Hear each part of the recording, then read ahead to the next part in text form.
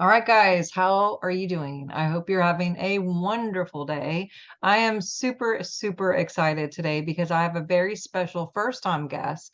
Veda Austin is with us today, and we are continuing the conversation about water and consciousness.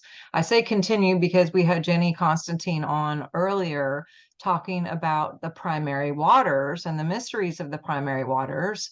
And I myself have been looking into this water thing for several years, not to the level that Miss Veda has, but oh my goodness, when I found her, I was just like, OMG, she completely took Emoto's work like way beyond anything I've ever looked at before. And so I'm really, really excited about that. Before we get started, I just want to remind you guys, hit the subscribe, make sure that you are getting notifications so you're fully aware of what other topics we have coming up and different guests we have and shows, as well as you can go to swiftfire.org or drsharnael.com. You can see my books there, my classes, all the previous interviews, all the future interviews you can get on the newsletter. I do biofeedback work, remote, and all the other frequency things there as well. So just definitely check that out when you get a chance. And without further ado, Miss Veda, how are you doing today? I'm doing so great. Thank you so much for having me today. Awesome. Well, I know you were just here in the States a little bit ago, and I know you have different workshops, which I've got a few of these, and I'm just following your Instagram and some of your Facebook. And how in the world did you even get into this whole water discovery thing? And tell us a little bit about that. Sure. Well, I was very curious whether or not water could really store information and share it, because you see certain people's work, like Emoto's work, but there were a couple of other people who really inspired me to begin my own quest to see whether water really could store memory or have this ability to store information. So I saw Emoto's work, and, although he wasn't embraced by the scientific community because he openly shared that he cherry picked the photos to show what they were best, what he was trying to say is that water is sensitive to thoughts and words and environment, and crystallographically changes with emotions of love compared to emotions of hate, for example. And his work was extremely visual. But even though the scientific community didn't embrace him because of that, his work reached far and wide. And he really opened the door for people to see themselves as sensitive bodies of water. And that's such an important piece. And his work, really opened the hearts and minds of so many people. And then the person who inspired me probably the most, actually, was a man by the name, or is a man by the name of Laurent Costa. He's a French microscopic photographer, and he was taking photographs of water in a similar way to Emoto, except that he wasn't experimenting. There was no part of him that ever wanted to experiment on water because he considered water to be alive and a living kind of spiritual teacher, if you will. And so he would remain as much of the observer as he could. And sometimes, though, he would smile at the water before he would flash freeze it and photograph it under a microscope. And the images that he got, some were similar, like geometries like Emoto, but what really grasped me were that he was getting images of smiley faces.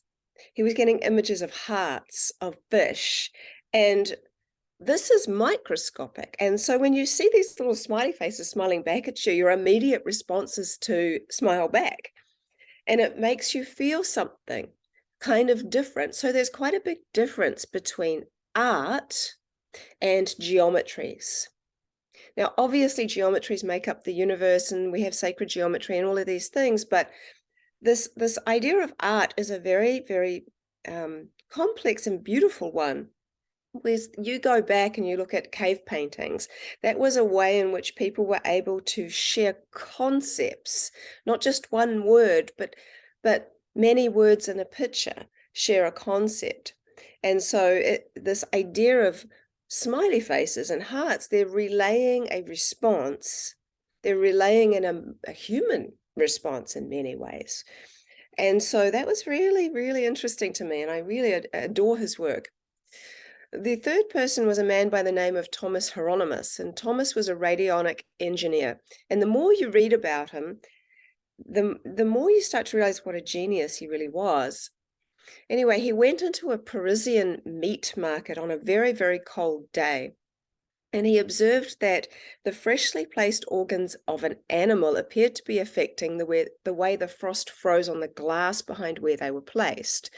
For example, the frost would freeze into the shape of a liver organ above a liver organ, and so on and so forth. And so he had this hypothesis that there seemed to be some kind of life force energy still emanating out of the organs, even though they were no longer attached to an animal. And he put that down to there being water in the blood.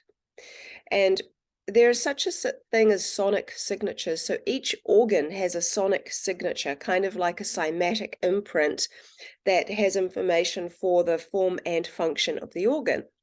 So because it was a very cold day and the water in the blood was transitioning out, so it was starting to slowly evaporate. So there is this kind of in-between stage before blood gets very kind of coagulated, where there's an information exchange. And so the information he was saying was being shared to the water in the air, and the water in the air was very cold. When it hit the glass, it took that shape and form of the information, the sonic signature of the water. So I put all of this together, and what excited me about his work was that his observations, he was seeing it with his naked eye.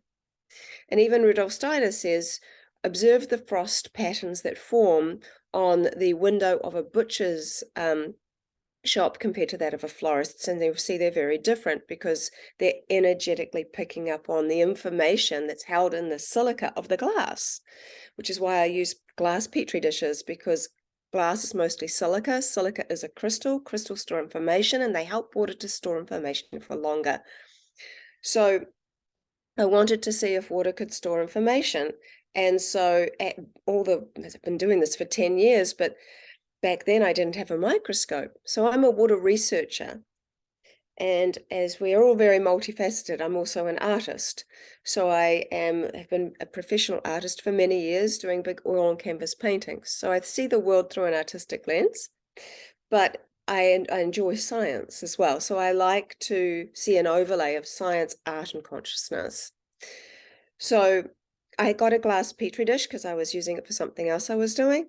I put some water in it, some spring water, because I'd had a healing experience with water, which also got me into this. So that's another whole kind of longer story. And so I was thinking, well, I'm just going to project a thought into the water and stick it in my freezer, because the secret seemed to be in the freezing, where the unseen became seen, because everyone was seeing things as the water was turning into ice. And so I was holding my dish of water and I saw a little bit of fluff floating around in there. So I was like, oh my God, before I'd even had a chance to think anything. So I put my hand in to take out the fluff, consciously thinking, I wonder if my hand will have any impact on the water's memory. I didn't know if that was a real thing. I still don't know if it's the correct terminology really either. So I thought, well, that thought will do. Because I was thinking, will this bit of fluff, will my hand that I put in there to pull out the fluff out, will that impact the water's memory? So put it into the freezer, forgot about it, had zero attachment to the outcome, honestly. A few hours later, came out, I thought, oh, let's see what's happening, took it out, held it up to the light, and took my very first photo, the first of over 40,000 photos of water sharing the most incredible intelligent responses, not just reactions. And you can get more into that later. What I saw was an imprint of a hand in the ice. It took up half the dish, so it was basically, my petri dishes are practically the same size as my hand. It was half of the size of that, so quite large macroscopically. It looked like the x-ray of a hand. I showed my son just to make sure I wasn't seeing things, and I said, what does this look like to you? And he said, looks like a hand, Mum. Does look a little bit creepy because it does look like an X-ray of a hand, but undeniable hand. And then I thought, well, what water would be naturally informed without me having to do something?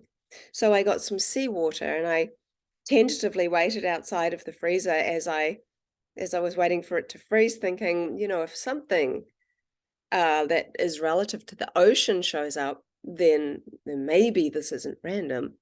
And when I did pull it out and took a photo, I photographed this image that was so clearly a fish with gills and an eye and fins and a tail and the shape of the body of the fish. And then really my freezer became my most used household appliance, and I just kind of went crazy. But over the course of a year of seeing image after image after image and constantly playing with water rather than expecting it to do something, that's an absolute key. Like, water is wild, but we treat it like it's not unless we're in the ocean. And it's interesting because water really responds very, very well to curiosity, but doesn't respond at all to this kind of an arrogance or anger or maybe a kind of an egotistical way of thinking or an expectation. So I'm not saying that it doesn't do anything, but it won't design any complex patterns or pictures in those energies. So it doesn't resonate at those frequencies, but it's not in judgment. So there's a lot more to it, and I can certainly take you on a visual journey because I've discovered that water shows potentials of things. But I want to talk quickly. After a year of doing it completely, just freezing water solid and seeing these images, I became much more familiar with the fourth phase of water that my friend and colleague now, Dr. Jerry Pollack, talks about. It's the kind of water inside of our cells, but you can also find that kind of water in some liquid waters. It absorbs more light, which is a really interesting feature. It has a slightly negative charge. It has a negative charge and a slightly more alkaline. It's slightly more alkaline. It's got an extra hydrogen, extra oxygen atom, so it's H3O2. But apart from all of that stuff, what's interesting about it is it can be discovered as water's freezing before it's a solid and as it's melting. So I started to open my freezer earlier and earlier to see at what stage the patterning started to actually occur. And I really found that around about 5 minutes and 20 seconds in my particular freezer, there was liquid on top and ice underneath. And I could see that there were patterns in the ice. So I pulled it out, tipped the liquid water away, and I found this incredible design in the liquid crystal that was sticking to the glass dish. And so I started photographing that, and that is my new technique. That timing is different for everybody's freezers, the timing is different with different waters, but you can learn how to do it. And I discovered that water, if you will, entertain the idea, communicate, I suppose, in 3 ways. Art, like you're going to see of mine. Signature patterns. So there are 4 main signature patterns of water, and they all are derived from the hexagon. The kind of blueprint of water is a hexagonal shape. I call it the star fern hexagon because it looks like a star with a fern coming off each leg, and it forms the shape of a hexagon. And that is the kind of healthy imprint of water that you'll see from spring water, basically frozen within around about half an hour to 40 minutes. You'll see large, huge hexagons. Then you'll see in tap water, which is like the very, very end of that, tap water is very disordered. It's lots of lines and dots. Then you'll see rainwater forms this kind of fanning pan with a curve. And then a filtered water that's gone through any filter, tends to form lines that have compressed together. So you see, and then you see variations of them all. Sometimes you see like that the hexagon that has turned into a star shape and it's become much smaller. The longer water is held in a container, the smaller those hexagonal patterns seem to change into. They kind of start to degrade, but they can improve as well with various different modalities with conscious expression. So I would suggest that one of the greatest things that water has taught me, and I'm talking about tap water here. So most people give tap water a terrible rap, and they say, oh, you don't want to drink that, and it's got all these, heavy metals and da da da. Well, I'm not talking about drinking it, but I'm talking about what it taught me. So when we look at an analysis of water, we are only reading what water holds. What do we know about water itself? That's like saying, taking a blood sample from someone and saying, I know everything there is to know about you. And so that was a very big question. It's like, well, what is water? If we're not looking at it only as the composition of what it's holding. And so when I was knowing the signature patterns of tap water, once I'd really kind of got that down, municipal tap water, I took some of that tap water, froze it, took a photo of the patterns, then let it melt. Then took that exact same tap water, held it to my heart lovingly for 1 minute, refroze it, and saw that it started to form these large ferns, and it was crystallographically drastically improved. But it hadn't changed chemically. So what are we seeing? What is my crystallography actually showing us? Well, what we're seeing is that water is responding in what can only really be described in an emotional way. And I think that's a big deal. So there's a word in Maori for spirit, which means two waters, wairua, and it's the physical and spiritual waters. And I think that the stage that I freeze the water at, because water freezes in 3 stages, the stage that I've just sharing where there's liquid on top and ice underneath, it's a very short stage. I think it's a spiritual stage. It's the stage of the spirit. The next stage is where there's 2 ice, kind of makes like an ice sandwich with liquid in between. I think of that as blood. And then once it's completely frozen, that's where it is like the body.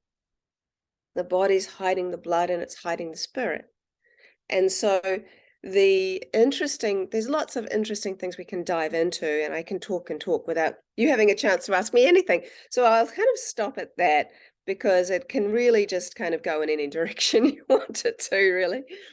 Yeah, I'm just like, poof, like this is just amazing.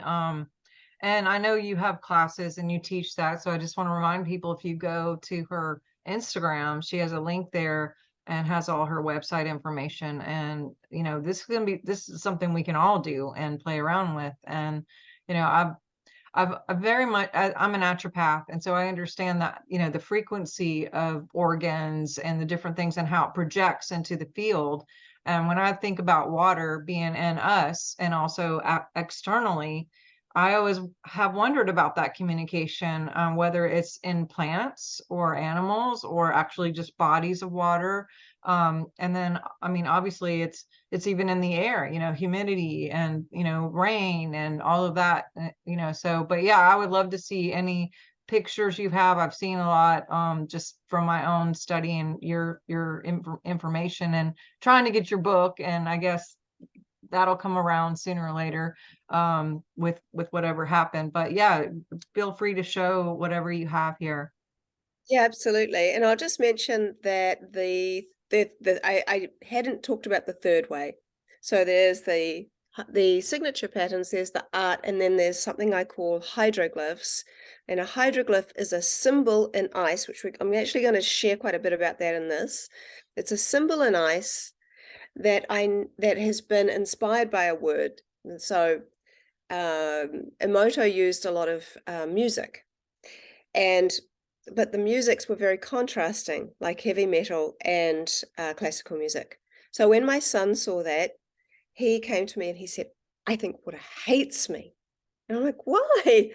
And he said, because I don't really like classical music and I'm not that much into heavy metal. And if a child can't identify with one or the other, they tend to assume the worst.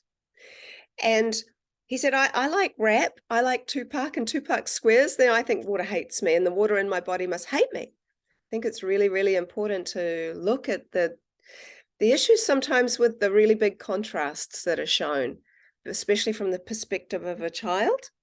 And so when I saw that, I said, firstly, I'm pretty sure whoever did the heavy metal probably didn't like it. Secondly, water isn't in judgment. What I've observed is that water, as the observer, is the spiritual aspect of water, and it's the higher aspect of it. I wouldn't necessarily say it's the highest, but it's certainly one of the highest. And why I said that, and I'll get into more as to why I say that in a minute, because it's in my presentation. But I wanted to show him that water wasn't hating him because of his music choices. And so I would set up a speaker, put my petri dish of water beside the speaker, push play and leave the room for a bunch of different genres of music. And what was interesting was that waters appeared to like to pick up on a word.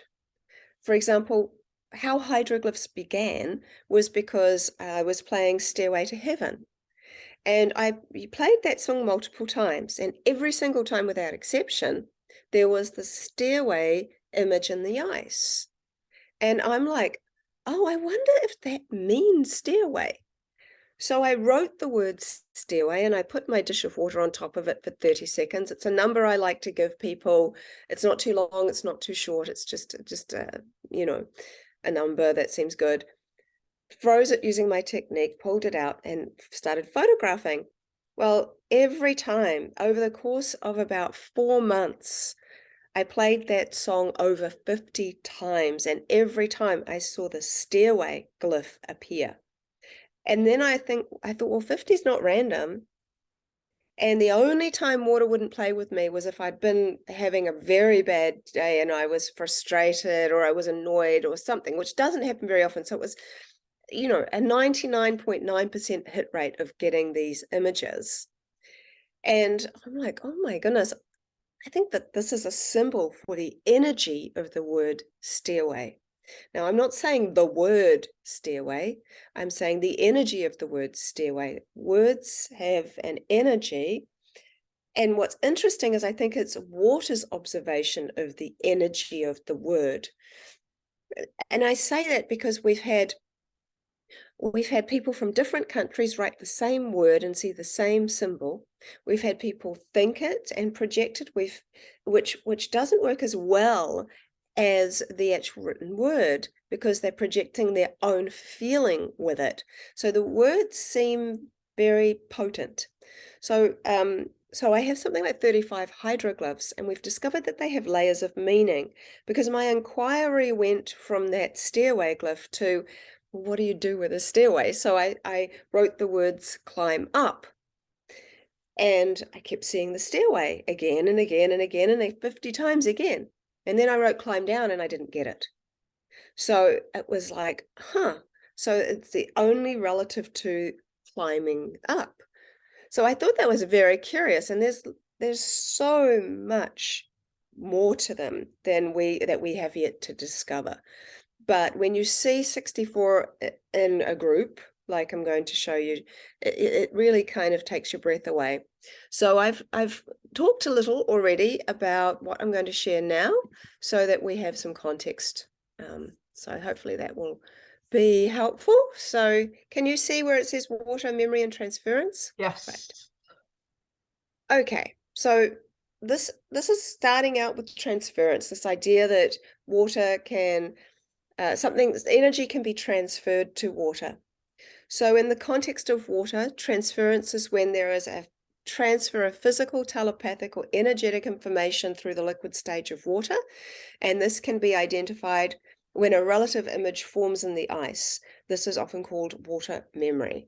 So, explained about the hand. So that would be a relative image, an image relative to the influence. Now, this is an extremely important picture, and so the following one too. So when I put a sunflower seed in the water and removed it, it designed the sunflower.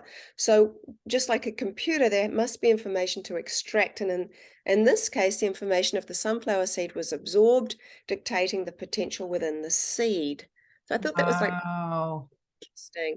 So then I wanted to do that for another kind of seed. So I used a flax seed, and this is the kind of flax that grows in New Zealand, but you're not seeing the kind of flax leaves. You're actually seeing the seeds, the flowers that grow. So it's showing you its ultimate potential for reproduction. So this is like fascinating. So when I put a pistachio shell with no information inside except for the shell, it showed the shell itself. It didn't show the actual pistachio tree. So the information wasn't in there. Hmm. So I thought that was really interesting. So that there's a lot around this idea of potentials. I actually think water is constantly reading our potential, because by I'm not talking about by volume, but by molecular count, we're 99% water. There are more water molecules in our bodies than stars in the Milky Way. Our eye lens is 99% water. We literally see the entire world through the lens of water. So this is a little bit about my technique. So I mentioned the 3 stages of freezing, and this is what they look like. Over here, you'll see that there is ice here, but this is actually taken inside the freezer before I've taken the sample out. And it's actually, this part here is covered in water. So this is what you want to see. You want to see water and ice.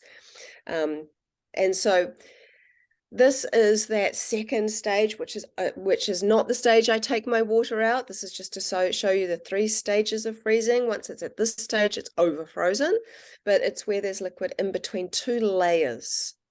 And this is an over frozen sample. It's solid, where you see lots of bubbles. So I look at my first year of freezing, and I'm amazed that I got the imagery that I got, knowing how water freezes. Now, why do I think this is a spiritual stage? Well, I think that because it's the stage of 4th phase water. It's literally this here is liquid crystal. It's pushed out all the solids, so it's at the purest of water there is. At this stage, there's 2 layers of ice, and that top layer has a small amount of solids, but not many. All the solids, that's the total dissolved solids, the any heavy metals, all this kind of stuff, they're held in the last stage of freezing. And that's why you see that this is clouded, because that's the water that when it freezes, it's holding all of those various different things in the water, and that makes it cloudy. So if you use completely distilled water, you get clear ice. So this is really, really interesting to know, so that when we see this, that water is pushed and made this kind of ice, we're seeing it in a very unique stage. So signature patterns, I mentioned what they were, so we're going to see what they look like. Here are the 4 main signature patterns. So this is the signature pattern of fresh spring water, and this is that fern star hexagon I was talking about. This is the compacted lines of the filtered water. This rain forms this kind of fanning pattern, and tap water looks very disordered.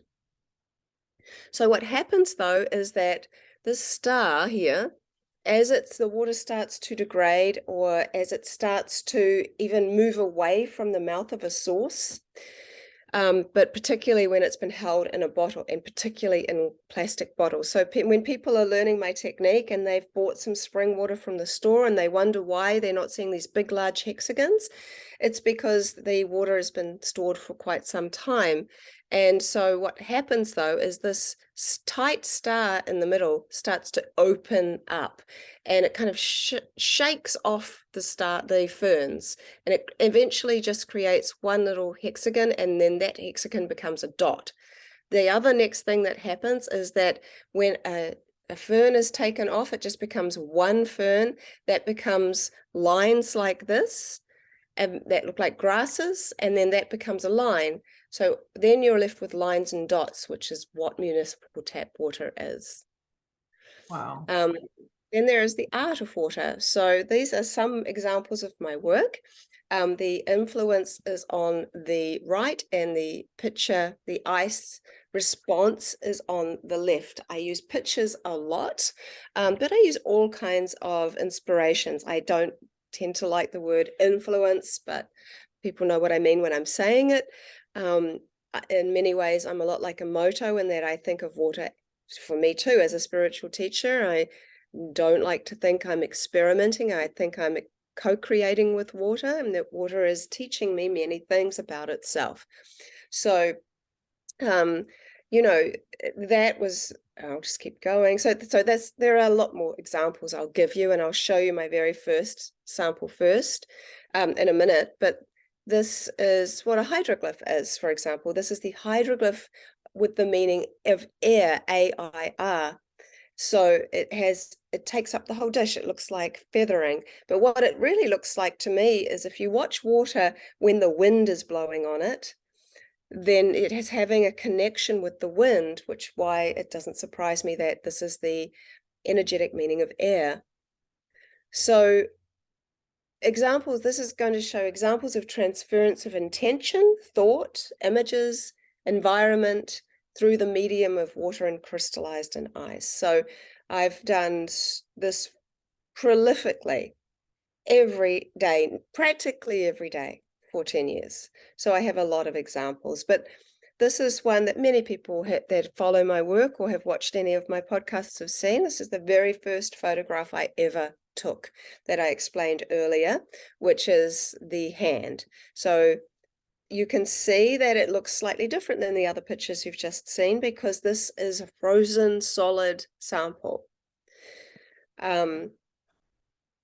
So we'll come back to that one.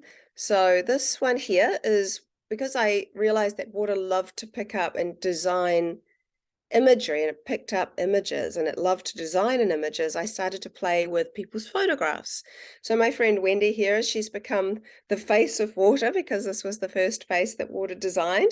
So I put my petri dish on top of her photo for 30 seconds, removed, and let it crystallize into using my technique, and you can see the features of her face. But the next thing I'm about to show you is that I showed water the image that it had designed, and I didn't show it this. So what's interesting is that it made a negative of itself, which is really, really remarkable. Okay, so we're Crazy. the amazing imagery going on and a clear sense of observation. So here are some other photos I've taken of people's faces, not just of photos of people, but also of, this is from a Roman coin. This is from a sketch. This is from a statue. And I overfroze this. So if we zoom in, you can see it's overfrozen, but you can still see the beard, the mouth, the eyes, and the hair. Now, my children have had a big impact, so that's why Biggie Smalls is here. And this one, someone sent me the photo of Sadhguru and said, can you please do Sadhguru? Now, if we zoom in, you can see his eye. This is the actual side of the petri dish, so you can get some idea of size. This is the nose, and here we have the beard. So then we go on to anatomy. So here my son is pointing at the water, and you can see clearly his finger and the nail is there. Over here we have a thumbnail. I put my thumb in the water, removed it, froze it. What you might notice when we zoom in here is that there is a little chip at the end of the thumb. Thumbnail. What was curious was that you can see it's not in my thumbnail here. 3 hours after doing this, I chipped my nail in exactly the same place as this. So that was rather phenomenal, and not the first time that that's happened. So here we have concepts of animals. So this dog sniffed the petri dish of water, and it designed its nose. Look how clear that is. And Wow. then we have all these other examples here. This is a funny story. I went to a cafe and there was a dog bowl of water out for thirsty dogs. And a schnauzer dog, someone had a schnauzer dog and it was drinking out of the water. And I was thinking, oh, I wonder what that water would look like.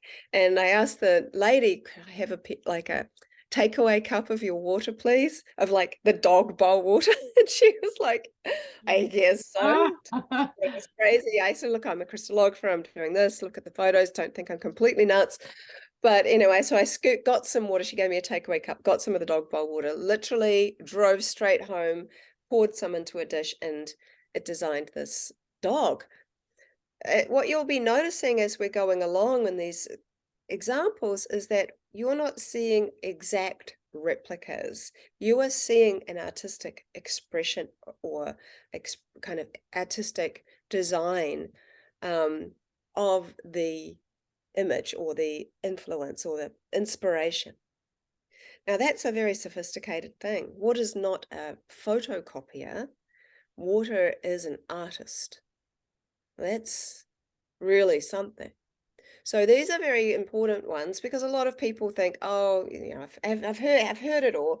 People say, oh, she finds an image to match the picture, or she does this, or she does that, or people will find ways to try to prove it wrong, which is one of the reasons I say, please try it for yourself, because but I would also suggest don't go into this with a cynical mind or you're not going to do very well. The best way to start this work is through curiosity, and the best place to start is to just see what water will do without trying to do anything with it. Get to know it first, I've developed a relationship over the years. It's taken time. And so here we see, and why I brought that up is that here you can see I've used different things. I've put certain things in the dish of water, or I've put the water on top of a design. And I have always have like 2 or 3 petri dishes on my kitchen top, because I do this using my regular freezer. And so I often use things that are handy. So here I've put the butter knife on top of the dish. But if we zoom in a little, you'll notice that in the background, there were these round coasters, but they're also kind of shown here that water's designed them too. So it's showing me that it doesn't just see what I tell it to. It's showing me that there's aspects of Outside. all. Yes. Well, it's outside the petri dish.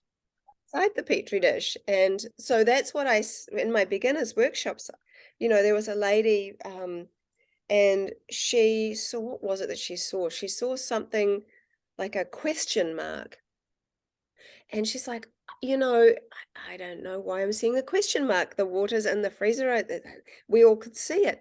But then when she closed her freezer, I could see her freezer in the back. And I said, well, have you looked at what's on your freezer? She had this giant big question mark sticker, which probably said question everything or something.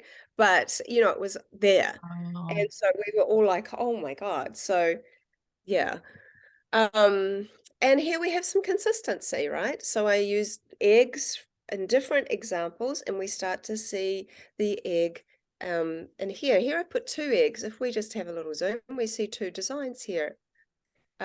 This one looks like the eggs literally made an imprint. I take the eggs out. I do not leave them in there.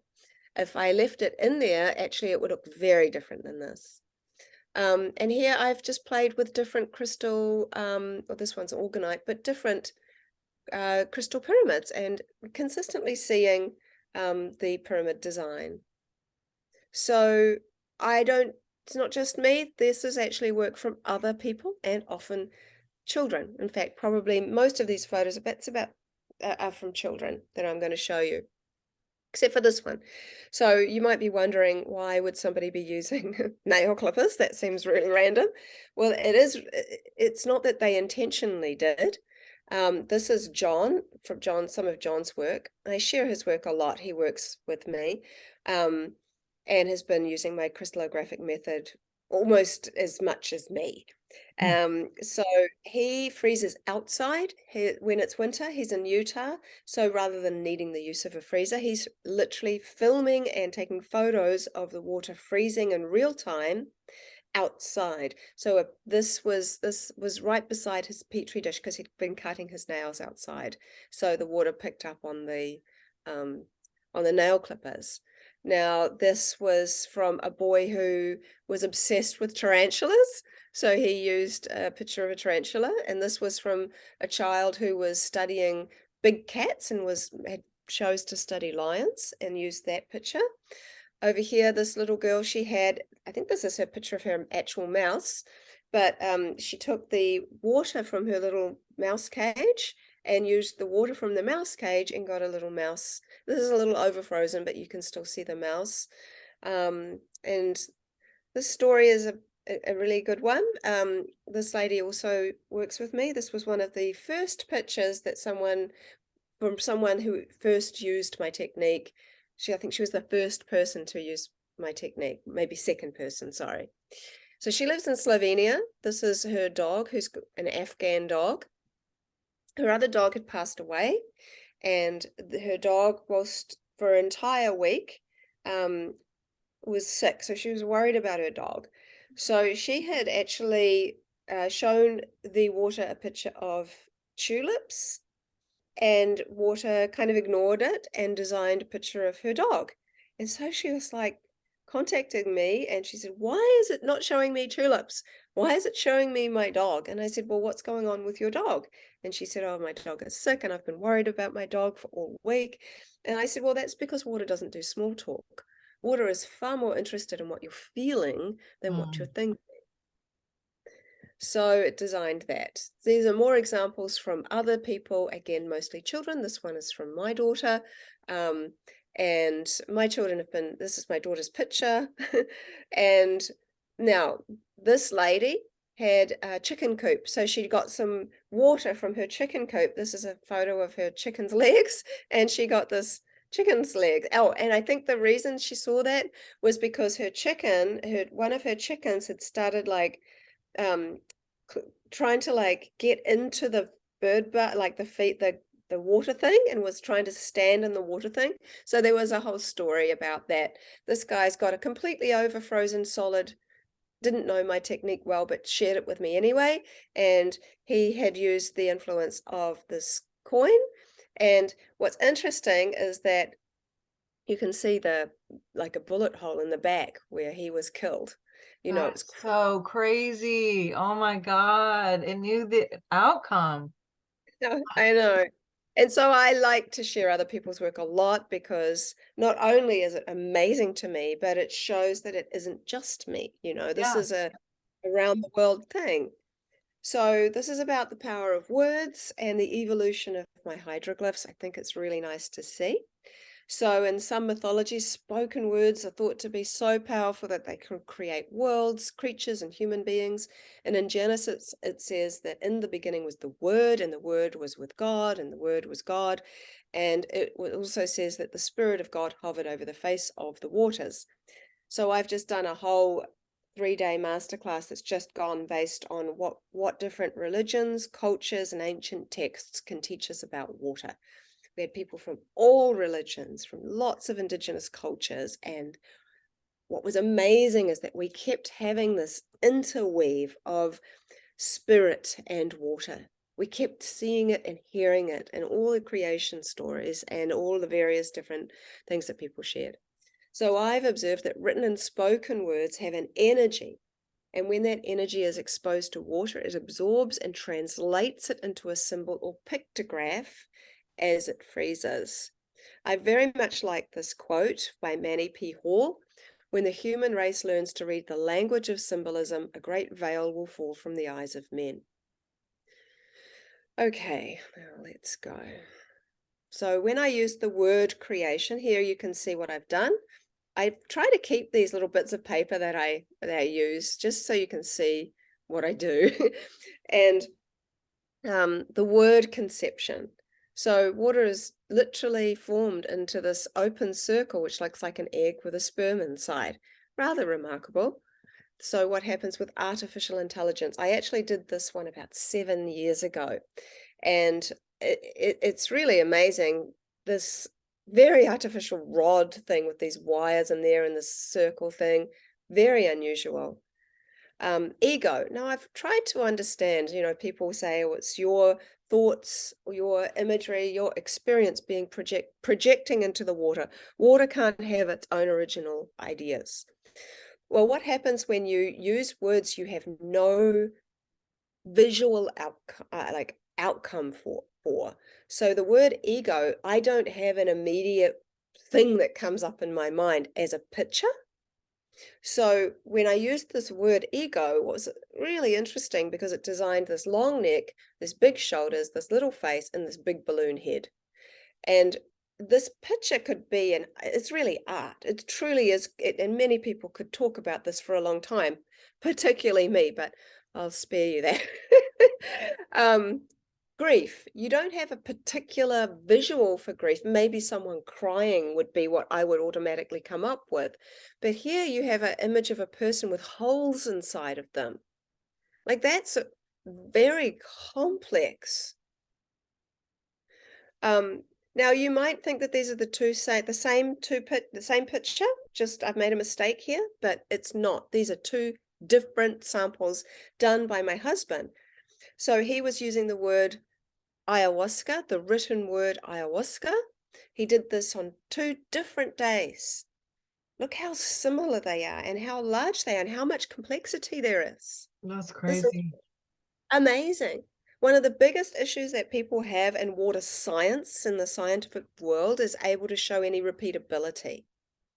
We're seeing really incredible work here in this particular type of freezing. Now, free energy, again, another word that I don't necessarily have a particularly clear picture for. Free energy, well, I don't know. I mean, so water design, and I love this, you see these emanating geometries, but it's also like a pyramid.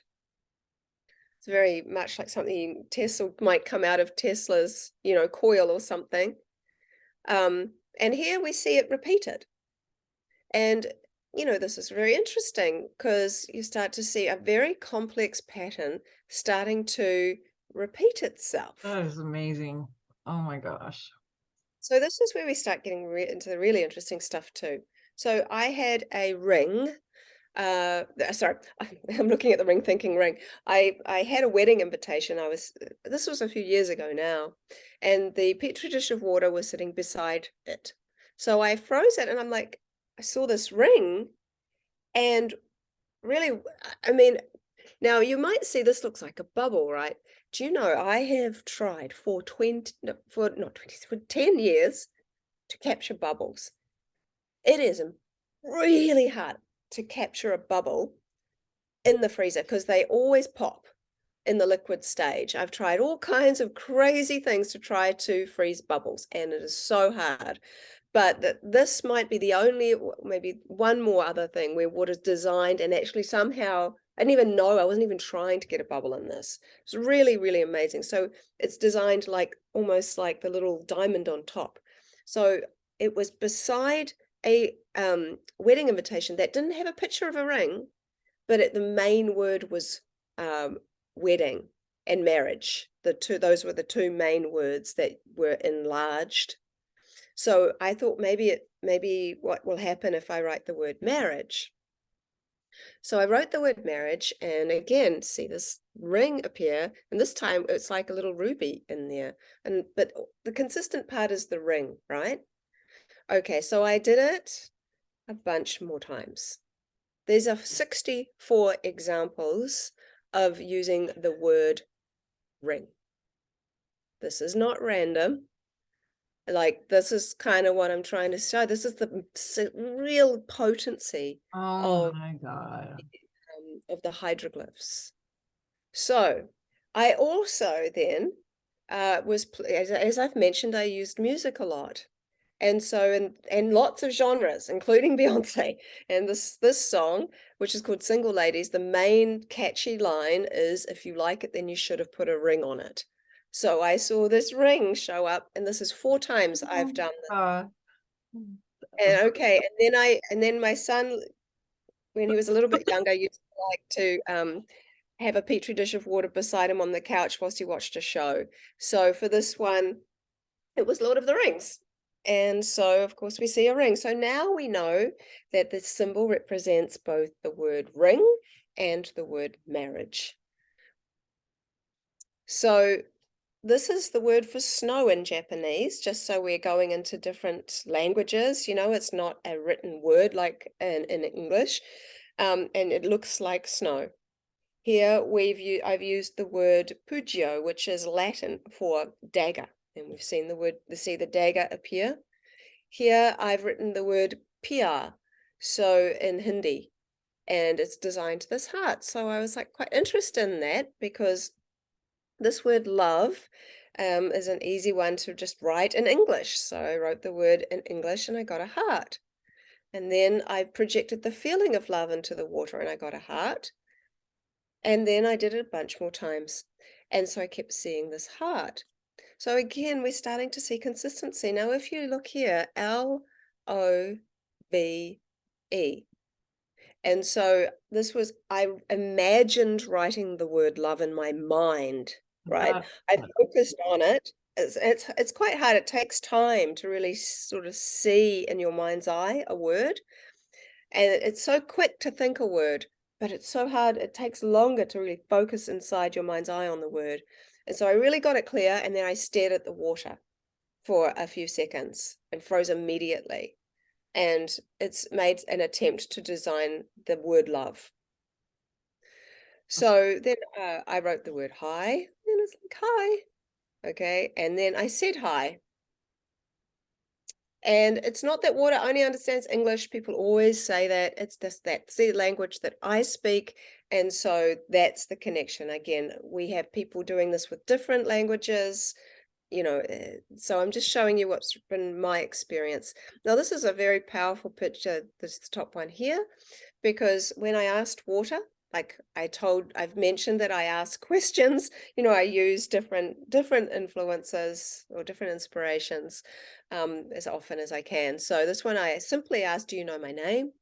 This is how I write my initials. The fact that water designed this in a new, almost like perfect way was like amazing to me.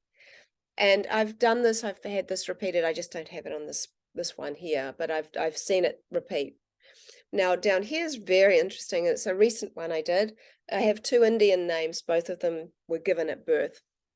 My middle name is Veda. My first name is Veda. My middle name is Karan, Karan. And when I asked water if it knew my Indian names, you can see the VK instead of the VA. And over here, it looks very much like Hindi as well. So if anyone speaks Hindi, can kind of make anything out from that, please let me know. So I played the song Fly Me to the Moon, and you can clearly make out FLY. So this was the Stairway to Heaven one that I talked about. Here we have these symbols of the stairway. So we just kind of have a little bit of context for that. Wow. And here's another one just using the word. And this is from the song Message in a Bottle by The Police. So I saw this very interesting. It was quite large, this one. This very interesting shape, with this frill and these things. And I'm like, oh, that's kind of cool. I played it several times, that song, and I saw this sort of shape again and again and again. And then I thought, well, I wonder if that means message, right? So this was the design that happened after I got the message, wrote the word message. And here they are side by side. So you can see this consistency. There is the triangle, there is the stuff on the top, and there are the frills. So I did it 64 more times here. And what we've discovered, and I have many, many more, is that there are tips about tips. So at the end here, you'll see this one's got a heart. Not all of them do. No, you can zoom in. This one's got a heart. This one looks looks like the makings of one. This one doesn't have any. This one doesn't have any. So some do and some don't. What we're starting to realize is that if there's a heart at the tip of the message glyph, we know it's a loving message, or it's a message about love, because we know that the heart represents the energy of the word love. So this is the change glyph. We know it also means winter. So these, I'm just going straight into showing you the examples now. And here we have the information glyph. We know this is the energy of the word information. Here we have the living glyph. Now this is a really, really important one, because you might notice that this is the same as the signature pattern of spring water. The reason I even chose the word living is because spring water is often referred to as living water. The word living water is used quite a lot, both religiously and in the water community. So this is very interesting. So I used the word living, and I kept seeing the living glyph. Now I see it also with the word gratitude. So its most predominant meaning is living, but you might the word death is there, and that's not a mistake. A person had reached out and said they'd been only given a few months to live. Can I ask what death looked like? So I did, but I kept seeing the living glyph. So I did it over and over and over again, more than 50 times. And of course, then I realized that water doesn't die. We use the word, we label water as dead water if it's polluted or denatured or destructured. Some people say that tap water is the dead water, but that's not a truth. Actually, what's true is that water transitions from one stage to another. It might be in a bad state, it might be polluted, but it will evaporate. So there is no such thing in the realm of water as death. Death is another word for life. It's a transition, and that is very clear throughout the work. Here we see the star glyph. Now, we know that this means light, we know it means guidance, and we know it means imagination. How do I know that? Because I've done that 150 times, 50 times for each one. Now, the coin glyph. Here we have a very clear, obvious design. The coin itself is very three-dimensional. It's very silvery. We know that it means the energy of the word money, but it also abundance, and abundance doesn't necessarily have anything to do with money. But someone said, why in water's wisdom would it want to show us anything about money? Isn't that the root of all evil? And I said, well, firstly, if this is a language, we can't pick and choose the words we like, but also this is the energy of the word money. So it's an opportunity to look at what is your relationship with money, and what is your relationship with the energy of money? Have you ever thought about the energy of money before? Plus, we've been flicking coins into wishing wells for so long that we don't even know, how long we've been doing that. So I love this quote, art is a line around your thoughts. It's very relative for my work. So how is this working, and what other references are there? And this is really interesting. Now I'm going to try to flow through this quickly, because I do have something I need to be at in a bit of time. So one of the biggest things that the scientists outside of the water community will say is that water memory can't be real, because water updates its information every trillionth of a second. It is so fast moving in its liquid stage. How could it be even interested at all in anything anybody's got to say or show it? So when I was speaking to my friend Dave, who's a quantum physicist, he said, yes, water is in molecular chaos. He said, but there is a big difference between molecular chaos and molecular excitement. He said, when you connect with water, you are, through your conscious expression and intention, you are creating molecular excitement. You're excited about something. Well, the water is. So another very important part, really quickly, is that an Indigenous woman was talking to me, and she said she could speak to bees. She said that wonder if the next picture shows that. Yeah, great. So she said that she would watch their hives for long periods of time, and that a bee came out and communicated somehow to her and said, please don't watch our hive for so long, because we like our hive to be darker. Your conscious expression is putting too much light in the hive. So where we put our conscious expression is where we put our light.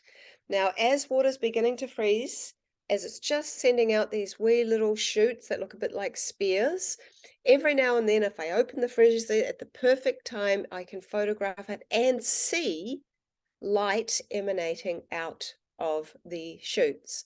I actually think because water absorbs so many photons, which is light, it's actually a huge proportion of light. And it uses the light. So it's light, I think, that paves the way for the design of the imagery. So if your conscious expression isn't very connected to it, and you're very skeptical, and you basically already have a barrier, an energetic barrier up, you're not able to transmit that the information you want it to show, because you're so skeptical, to the water. So the water gets in a very confused energetic space and will often show confusion as opposed to clarity. So this is the work of Laurent Costa, just as I mentioned him. So to just get an idea that this is seen through a microscope, and this is to show other people's work, just to show some consistency that that there are other people that have kind of got imagery as well, or that show that water is storing information. I think these are amazing. He has a book called Journey into the Heart of Water. This scientific experiment was carried out by the Aerospace Institute in Germany. They got a group of students who basically all obtained 1 drop of water from the same body of water all at the same time. And then they put those little drops onto like a slide, and they were able to see that these are the drops of one person, these are the drops of another, these are the drops of another, and these are the drops of another. So the water has taken an impression of each person and given them their signature imprint consistently. This is a really, really important study that's been shown here. Now, of course, we can't not talk about Luc Montagnier. He was a genius. He sadly passed away last year. And he won the Nobel Peace Prize for discovering AIDS. Very serious scientist, but sadly, when he started to share his findings about water, people didn't take him seriously, and he lost a lot of his reputation, but not with the water community. Not at all. He's a hero for us. What he's showing here is remarkable. So basically, he shows a quantum imprint, a teleported quantum imprint. He has 2 test tubes of water. One has a solution of with a DNA strand, and this one over here has no DNA in it whatsoever. They were put side by side, and just kind of neighboring, but physically detached. And were placed within a copper coil and subjected to a low frequency of 7 hertz. One tube contained the fragment of DNA, the other one didn't. After 17 hours, the gene fragment was actually recovered from both tubes, even though one should have just contained water. Wow. So what is that saying? Just about being close to people. I mean, it's kind of next level, and you kind of go down through a whole heap of rabbit holes with that one. But this is also really interesting for people that think, oh, well, what can I do? It's like, oh, what influences my conscious expression or my loving heart really make? Well, it can make a difference even on robots. So this is an amazing study done by a man called Rene Pioch. Hopefully I'm saying his name correctly. I'm not sure, that he did in 1986, where he used newly hatched chicks and a specially made robot. So we introduced the newly hatched chicks to his little robot, and they bonded. That little robot is this little green thing over here. And they bonded, and the chicks really loved it and wanted to be close to it. And the robot could drive itself around on wheels, and it had a pen underneath to trace its path on a paper. So it was placed on a piece of paper, and there was like a barrier, like a wooden barrier thing you can see here, that to stop it from like falling off the table. So it would just randomly go around making random patterns like this example here, until the chicks really changed it with all their love. So basically what happened was, when he put the robot in the center of the table and switched it on, it traced the random pattern.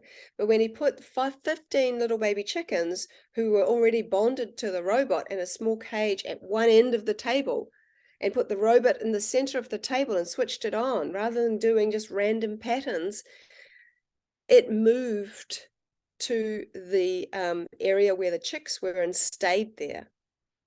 And these chicks just had this profound effect on the robot's movement. And it moved towards the chickens and stayed at the end of the table closest to them. And he used non-bonded chickens in a cage, and the robot traced a random pattern again. He also did it with rabbits, and the rabbits were afraid of it, so it stayed away from the rabbits. But at night he put a candle on top of the robot, and the rabbits wanted the light, so that they pulled it closer to them again. Really, really something, right? So now this is a guy I talk about a lot. I'm kind of infatuated with his work. He this was in the I don't remember, like, I don't know, about 60 years or something ago, I guess. It must have been. So this is Gennady Krokalev. He's a Russian scientist, but he's also a psychiatrist.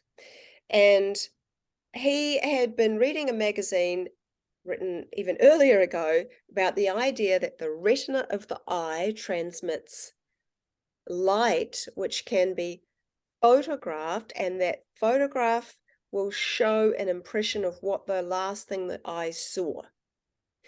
So I'm grateful I've been able to have a friend who speaks Russian and actually really, really dive into the complexities of what Gennady did. So he was working with psychiatric patients who were having visual hallucinations, as well as were seeing things, basically. And he created this device here. So this is called a Zenith camera. This is this box thing here, and he's made these goggles, which are kind of like a scuba diving mask with no lens, and that there's fitted to the camera lens, I guess. Now, he has another person working with him, which you don't see, but I've seen the video, where they're asking the patient in a safe and kind environment, what are you seeing here? And the patient is telling them. And so then he takes the photo, and then he goes back, and eventually these were ones where you had to develop them in water, and he developed, and he would see. And so he took the photos, and he was able to show that out of, I think, he did it for 200 patients, and 117 of them were able to confirm that the images that came out in the photos were in fact what they were seeing. His work is really hard to find. It's been like made, I'll show you, it's been kind of disappeared or made classified, but here are 3 examples, remembering that this is a completely dark environment and only photographing the retina of the eye. So here we see, and what I now know, this word says antlers. So the patient was saying they were seeing something with antlers. Here we see a clear face, and here we see this thing, and it actually says snake here in Russian. So this, and it was repeated by more Russian scientists in the last 15 years, I think. And so what they did, though, was actually use someone who could remote view. So instead of using a psychiatric patient, they set someone who could remote view, so someone who can have a clear mental picture of something in their mind's eye. So the scientist would stand behind a wall, holding up pictures like numbers and shapes, and as she tuned in to what they were holding up, then they would take the photo. And here you can see the number 1, the triangle, and they ended up putting a whole documentary together, which was called something like Thought is Material. And and they all tried it, and all of them saw, as long as they could hold a clear vision in their mind, there was some emanation that came out of their eyes. So there were two schools of thought, one more popular than the other. One was that that the brain sends information to the retina of the eye.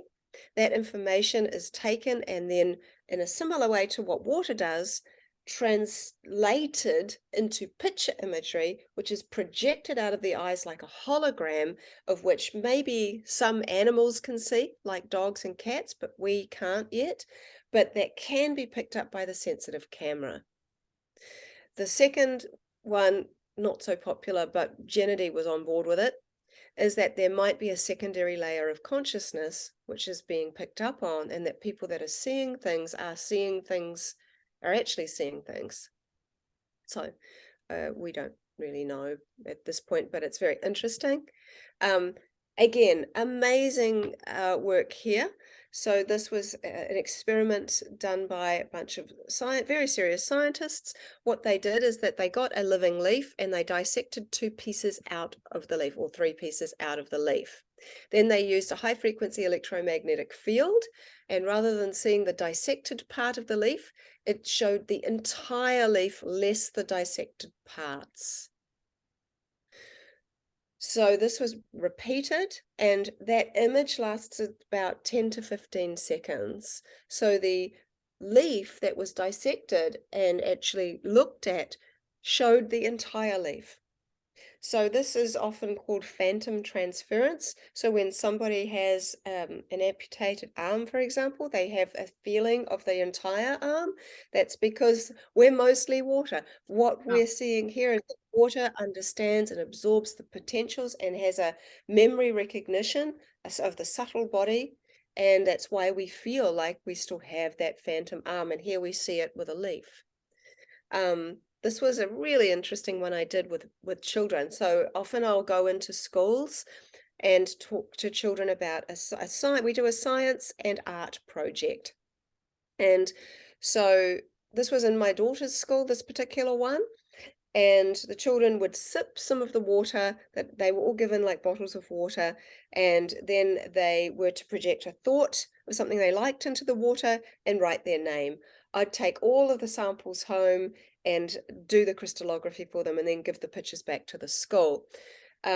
Often I wanted to do it in the school, but when you put lots and lots of samples in a freezer, it can take hours sometimes to freeze. It just doesn't work as well. So it was easier for me to do it that way. And so the next day my daughter was sick, and she was already starting to feel a little bit off that night, which is why I didn't immediately do the crystallography. It actually was there for a week before I got to do it. When I came to it, what I do when I get home, I pour it into all the cups. And so it's just there and I know whose is whose and it's all ready to go. What I noticed is that 3 of the cups was mold had grown on the surface of the water. And one of them was my daughter's, which is this one here. But the mold had literally molded to the conscious expression of the child as to what they were thinking. My daughter was thinking of a happy face and had written it down on her little bottle. And this child was thinking of a dragon. And so literally, and the other child was thinking of a hippo, but I just haven't been able to find his picture yet. It's on the 40,000 pictures on my phone. But what was incredible is that all 3 of them were sick. So the teacher said, "Oh, that's interesting, because those other 2 children were also unwell in a way." So the mold only grew in the bottles of the children who were sick. So this was really, really interesting. And yet the conscious expression had even affected the mold. And then we have menstrual, where the women are all kind of thinking like when they're living together, their periods sync up. Well, this is something that has been reported by millions of women over centuries. And it also happens in rats, hamsters, chimpanzees, and golden tamarins. But science still isn't on board with it because it's not found enough evidence to support it. But there is the suggestion that there is information transfer happening, and that ties in with Luc Montanure's work, this idea that how do women get into sync like this? Like what's happening there? Um, and this has been my most powerful study, of which I'll end with. So I was interested to know, you know, what do I think the most naturally informed water would be? And I always think it's amniotic fluid. But I'm not able to easily get amniotic fluid, so I went to the next best thing, which was eggs. And I started to freeze the egg albumin, which is the a part of the egg white. There's two waters in egg white. There is the liquid, there is a gloopy gelatinous part, which we're mostly familiar with. But if you carefully crack an egg, and you'll notice a thin salivary-like part come out. When you freeze that, I've identified that there are 6 specific patterns that form in free-range happy hen eggs. I'm going to show you what they look like in a minute, but only 2 of those patterns can form in caged hen eggs. So here we see the difference between a free-range hen egg, which has been frozen within 3 days of being laid, and the caged hen egg after God knows how long it's been in the supermarket. So here are the 6 patterns that I've named, because as far as I know, I'm the first person to have actually identified this. So it's kind of like, I guess I can. So I've just named them as to what they kind of look like for me. Now, the pollen and small star, they are the most rudimentary. These other 4 are the most complex. So these are 2 we would see in a free range, in a caged hen egg. So I was thinking about Luc Montanure's work. So I thought, well, what if I put a caged hen egg and sit it next to a free-range hen egg and leave them overnight? Will one influence the other? Now, I do controls for these. I also need to mention that I do controls also for my hydroglyphs. I use the same water, one with exposed to a word and one without, and I put the 2 dishes in at the same time. So just so people know that, I need to add that in. Okay, so that was my idea. So I'm going to get to this particular slide in 1 second, but I'm just going to finish what I was saying. So I was like, oh, what will happen? So I already knew very well the patterns of a free range egg. So I thought, well, will they go bad, next to a caged hen egg, or will anything happen, or will nothing happen? So I left them overnight, did the crystallography, and what was interesting is that I observed that the free range stayed beautiful, but the caged hen egg started to improve. There was a couple of complex patterns there. So I shared it on social media, and people said, yeah, that's cool. But what if you surround it by caged hen eggs? It's going to go bad for sure, which is sadly how we sometimes think. So I did that, and I did it twice. So the free range egg was in the center, surrounded it by caged hen eggs. These are the 2 controls. So here you can see what the caged hen is, and here's the free range. So this is the free range. So you see those beautiful volcanoes, but what you might notice is patterns that look very complex around it. So there was healing by proximity. These caged hen eggs had improved just by being beside the free range egg. These caged hen eggs had improved, but not as significantly. Now, when I did it again, here we have another 2 controls. And here we have, again, beautiful, what I would see in free range hen egg. And then around it, a lot more complexity. Let's look. It's not as clear as I'd like it to be. Maybe I need to make it smaller. But you can see just how beautiful these are. And then around it, further away, improved, but not as much. So there is clear healing by proximity. So the conclusion of that, and these pictures are just showing how similar the egg albumin patterns are to things in nature. So this is the albumin feathers, and this is actual feathers. Again, this is sliced in half here. This is the albumin, this is the feathers. This is a limpet shell. This is the volcano pattern we see again here.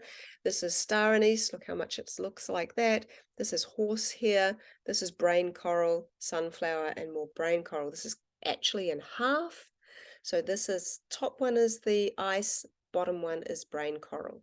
is coral. So I think that nature is looking to improve rather than downgrade, especially in its embryonic stage. I also think that information transfer is possible because water is a type of liquid antenna, and egg albumin's 90% water. And given that none of these eggs were fertilized, it's fascinating that perhaps information was still transferred to the caged eggs, perhaps meaning that the potential for life was there from the beginning.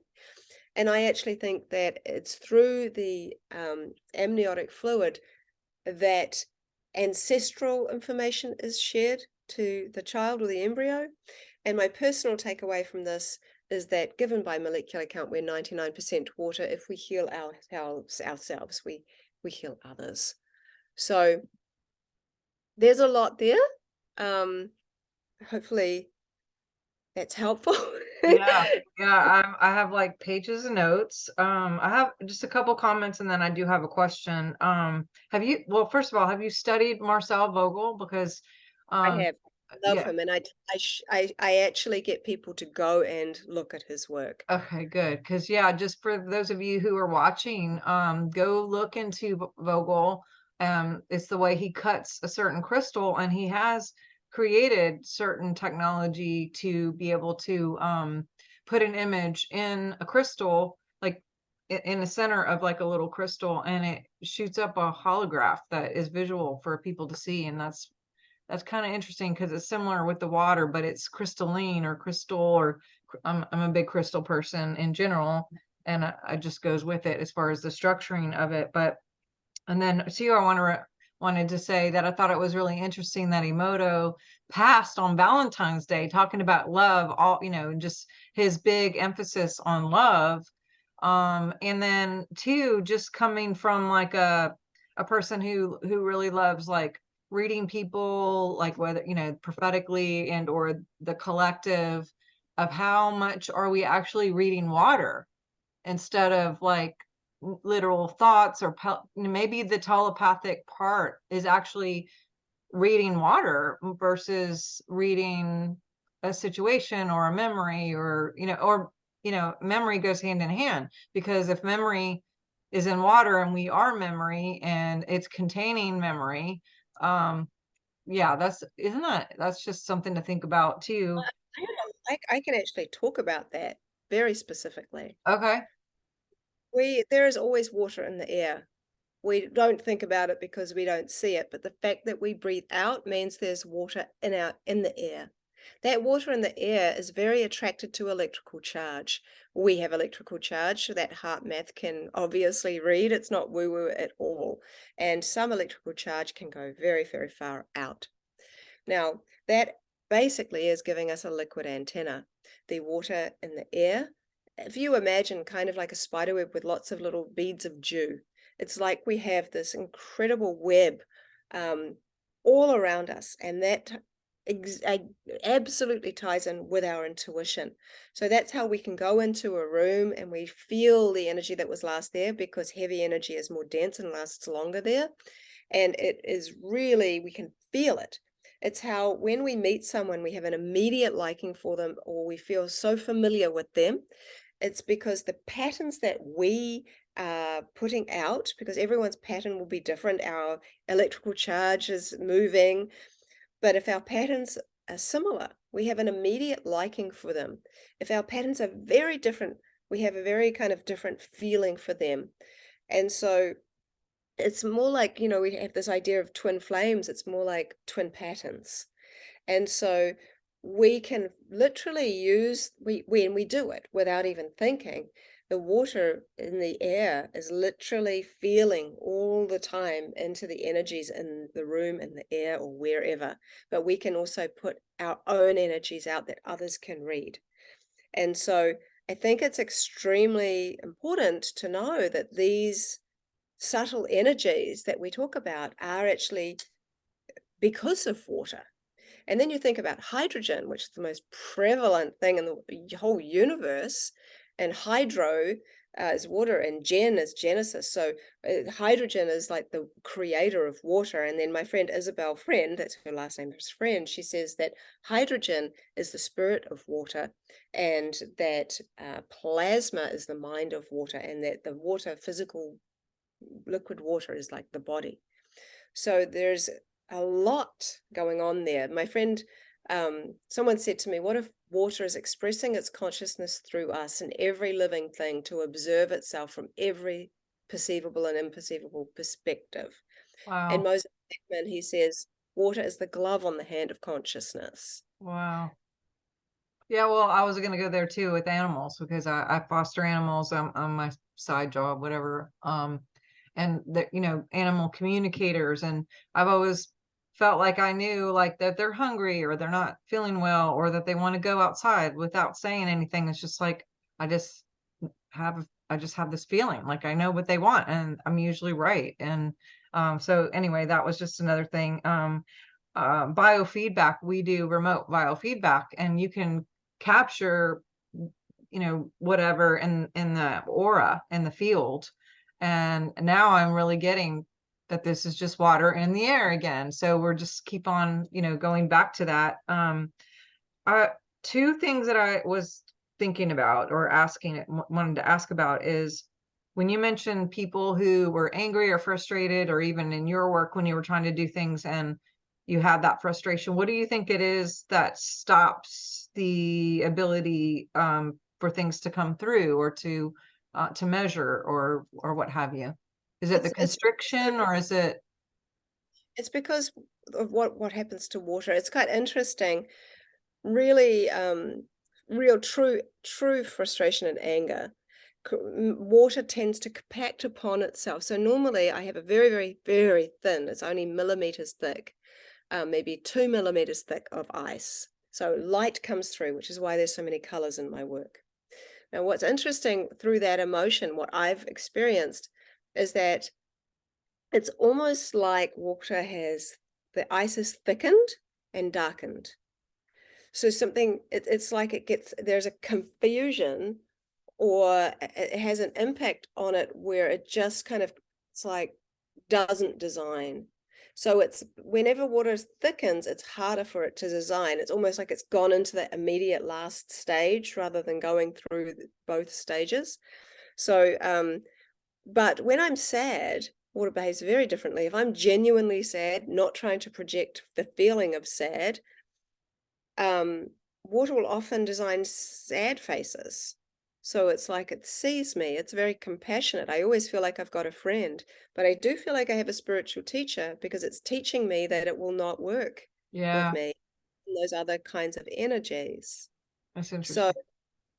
Yeah. um, I, sorry. I was just going to say with biofeedback, when we do evox through the voice, and then we do the field, and then I have a ton of different gadgets and frequency devices that structure water and zappers and different things like that. But with biofeedback, if let's say a wife wants their husband to get biofeedback or their kid, and they're saying on the outside they'll do it, but really on the inside they're like crossing their arms. And they don't say that to me, but just through the image, and then it goes through the software, and they will not only their output not be as high and as well received for me to even do reports or have diagnostics, but then we customize frequencies to go back to the person to harmonize where maybe things are not in harmony,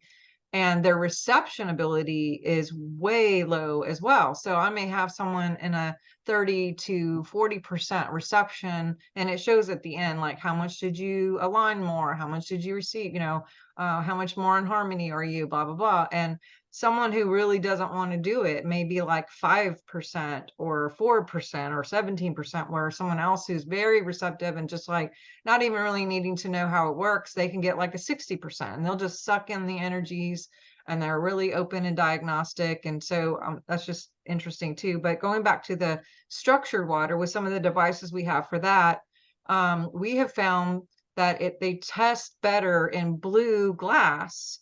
Yeah. And people constantly ask me, well, why does it have to be in glass? And the other question is, why the blue glass? I know you're using the same ones. I have the flower of, I'm a big fan. I'd love to know what this structure situation is. But I have the blue bottle that you do with the Ho'oponopono, and then I have the blue glass, and that's how I structure and drink it. And what do you think? You said at the beginning something about the silica helps to store the structure, but But the beauty of the blue glass is that the color blue, when light shines through it, so one of the things that you make with blue glass bottles is blue solar water. So it's been the only times I would ever suggest putting water in the sunshine, because water is very, very sensitive to light, especially artificial light. So people wonder why their spring water is not happy. It's if it's been sitting like on a supermarket shelf, it's been exposed to that kind of light, usually in a clear glass bottle.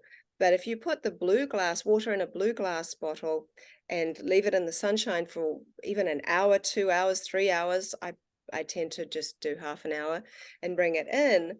It's actually can be used for people that have been through trauma.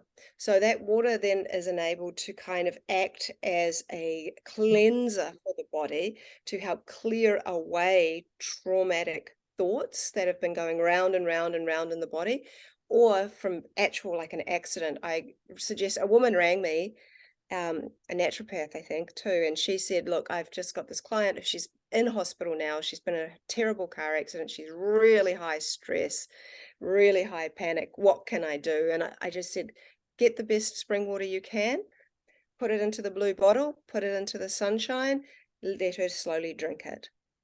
And she improved so much so that the doctors made a comment on like, wow, she's improved significantly more over this last 24-hour period than we expected. And so it's actually, it enables the water to have a specific purpose. There's a connection with water and sun. Light's such a big one, but it's like the connection between the hydrogen father, and this fluid mother. And it enables the water to go in and just absolutely cleanse away the traumas. And so that's what the blue glass is really potent for. I've done crystallography of putting water in a blue glass bottle. And so I take the tap water, put it in the blue glass, put it into the sunshine, then do the crystallography. And I've seen quite dramatic changes, improvements in the structures. So we know it makes a really big difference. The color blue was the very last color people could actually see. So people were not, and it's interesting because there's a tribe, the Himba or Nimba tribe, I can't remember which one, in Africa that don't have a word for blue, therefore they can't see it. They're given a color and the color blue is there, but they can't see it because they don't have a word for it. So that's really interesting. So the color blue is makes the water, can sometimes make the water more slightly, on a very minute level, slightly more alkaline. When you put water in a red glass bottle and leave it overnight, what we found is that when you're testing the pH will go down. The red light tends to make water more acidic, whereas the blue light tends to make the water slightly more alkaline. And so there are significant differences as the way that water processes light and blocks of light. So there's a lot there. And why did you say glass instead of plastic? Just for my So many reasons. Crystallographically, there is a huge difference between water that's been in plastic and glass. You can see the difference straight away. There have been studies done, scientific studies done, where they've been able to prove that water that's held in glass starts to build exclusion zones. So it's that fourth phase healthy water that we have in our cells that we talked about at the very beginning. It's got a negative charge, which might be one of the most healthy things that we can have for us. And that water acts like a battery. It pushes out solates, creating a negative charge. So the solates that are pushed out creates a positive charge. But the area where the actual exclusion zone is creates a negative charge, and that's why walking barefoot on the ground at the beach is like super good, like on grass, because the earth is negatively charged, it goes up through your feet. So glass helps build this fourth phase water, which is very, very good for us. It's more of a plasma, right? And it means that it can also absorb more light. So that's a really important thing. Whereas plastic bottles don't form that exclusion zone at all. They're generally clear, which allow all the light to come through, which we don't want because water doesn't like that, and it will start to degrade its structures. Yeah. And plus then, of course, all the things that are in plastic. So Right. we have Chemicals extra. and hormones, estrogens, all that. Yeah. You twist the cap.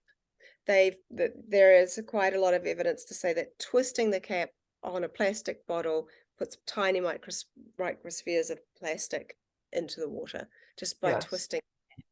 And we're definitely dealing with like really high levels of estrogen more than ever, ever, ever. And people think, it's not a big deal. And I'm like, they're being toted maybe across the country in a hot 18-wheeler, back of an 18-wheeler, wherever, and versus, just getting something local and spring and, I always say if you can find there's a website called Find a Spring.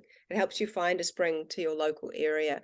But if you can go and have like collect your own spring water, that's the dream. If you can do that, I'm so grateful I can do that, because it builds a connection between you and the water and where the water came from. It's kind of like we can easily go to a supermarket and be very disconnected with the food that we buy. yes. Whereas it's really nice to be able to know where your water's coming from. Yes. Yep. Just like food and everything else. And yes, and I know you are like short on time and you went way over, and I appreciate you so much. And where can people find you? I mentioned the Instagram. I know you're on Facebook. Please give anything you've got coming up, or I know you do workshops at different times just so people can connect with you further. Of course. Yep, the website's my name, vedaAustin.com. Instagram's Veda_Austin_water. I think Facebook is Veda Austin at Water Researcher. I think that's all of them. Coming up, I have beginners workshops each month. They do book out quickly though, so if there are any spaces left, I think there's one very early in July coming up.